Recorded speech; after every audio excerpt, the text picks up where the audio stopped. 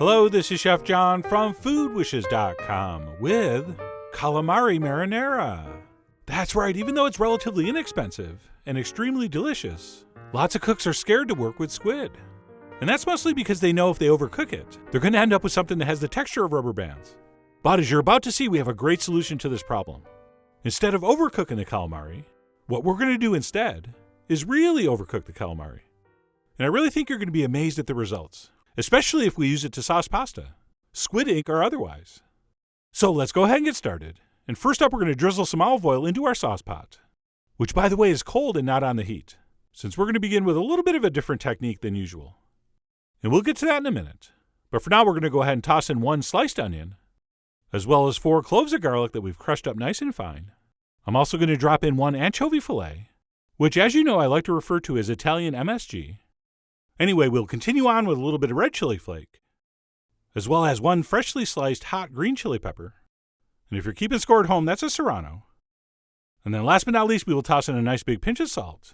And we'll grab a wooden spoon and head to the stove, where we're going to place this over medium-high heat. And as I mentioned, we're using a little bit of a different method here. Normally, we heat the oil first and then toss in our aromatics. But sometimes that can get too hot and you can singe your garlic, causing an off flavor. So what we'll do this time is start with everything cold. And as soon as we hear those onions start to sizzle, we'll give everything a stir. And we will continue cooking and stirring for about 3 or 4 minutes, or until our onions and garlic just start to turn golden. And one tip here, as soon as that happens, we're going to dump in our wine, so make sure it's measured out and nearby. So we'll continue to cook that stirring over medium-high heat, until, like I said, our onions and garlic just start to turn golden, which is sort of what I have right here. And as soon as that happens, we'll go ahead and stir in our white wine. And please do yourself a favor and use something drinkable, which, by the way, is certainly not the same thing as expensive. And if you're not sure, find my address and mail me a bottle, and I'll let you know. And what we'll do is cook that for a couple minutes to reduce it by, about half. Okay, you could reduce it a little more if you want, but don't be a hero and let it burn onto the bottom. Otherwise, you'd have to start this all over. And by that, I mean call for pizza. So we'll go ahead and reduce our wine by at least half, at which point we can go ahead and add our clam juice, which is the juice you get when you squeeze a clam. But relax, there's people in New England that do this for us. And then at this point, we can also go ahead and dump in our crushed tomatoes, which I highly suggest you pour in against your wooden spoon like this, since that's going to prevent it from splashing all over you. And then what we'll do after that hopefully splashless entry is bring this up to a simmer still on medium-high heat. And while we're waiting, the only other thing we're going to toss in at this point would be a little bit of dry oregano, or some other seafood-friendly herb of your choice. You are, after all, Actually, I'm going to save that for later. Sorry. So we'll go ahead and stir in our oregano and wait for that to come up to a simmer, at which point we'll reduce our heat to medium-low, and we can let that simmer gently for about 15 minutes. And what we'll do while that's happening is go ahead and prep our calamari, which is usually pretty easy, since it's normally sold like this. And by this, I mean fully cleaned and ready to slice. And there's always going to be 2 parts, the tubes and the tentacles. And other than thawing this, the only thing we're going to have to do is cut this stuff into like half-inch pieces. So for the tubes, we'll slice across just like this. And as usual, the exact measurement doesn't matter, as long as you pick a size and sort of stick with it. So you decide. You are, after all, the Lord of the Rings. But whatever size you decide on, try to make it consistent so these cook at the same rate. And then as far as the tentacles go, if they're large, you can cut them in half. Or for the smaller ones, you can just leave them as is. So we'll go ahead and slice up 2 pounds of calamari, at which point we can head to the stove and carefully transfer that into our sauce. And we'll go ahead and stir that in. And at this point, we have a very important decision to make regarding the cooking time. And basically our 2 options here are to cook this for 45 seconds or 45 minutes, which I realize sounds crazy, but it's true. Assuming our sauce was perfect, we could just stir this in, cook it for about 45 seconds to a minute, and we could eat, and it would be beautiful and sweet and tender. The problem is when you're working with a big pot and you're serving lots of people, it's not easy to get that timing exact.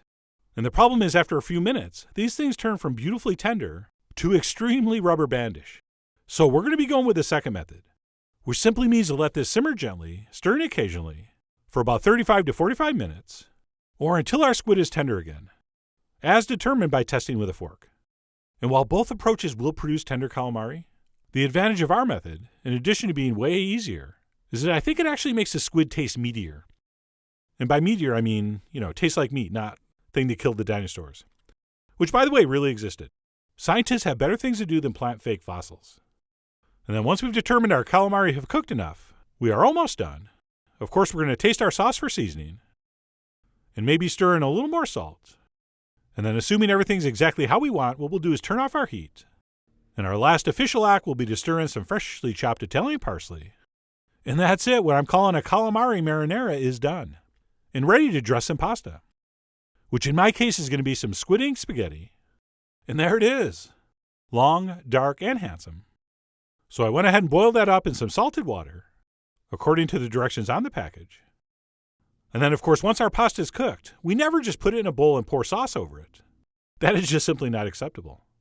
We always like to very slightly undercook our pasta and then mix it with some hot sauce at the end and let it sit there for about a minute soaking up all those flavors. That's the way you want to do it. And then we can always put more of our calamari marinara on the top, which we will.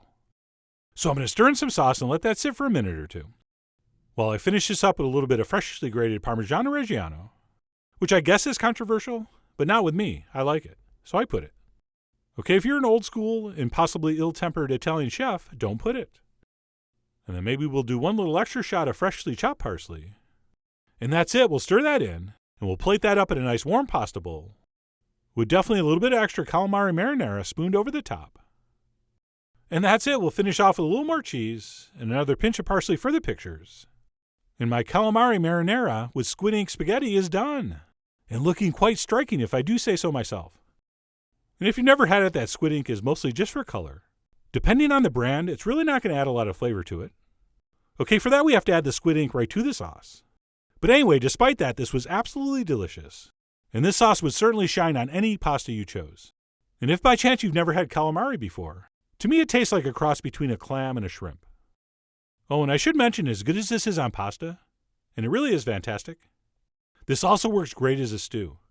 Just double the amount of squid, throw in some potatoes and seasonal vegetables, and serve that with some crusty bread, and you'll be enjoying something every bit as delicious. But anyway, that's it, Calamari Marinara, featuring a more time-consuming, but I feel easier and more delicious method. So whether you suffer from chewy calamari anxiety, or just regular anxiety, I really do hope you give this a try soon. So head over to foodwishes.com for all the ingredient amounts and more info as usual. And as always, enjoy.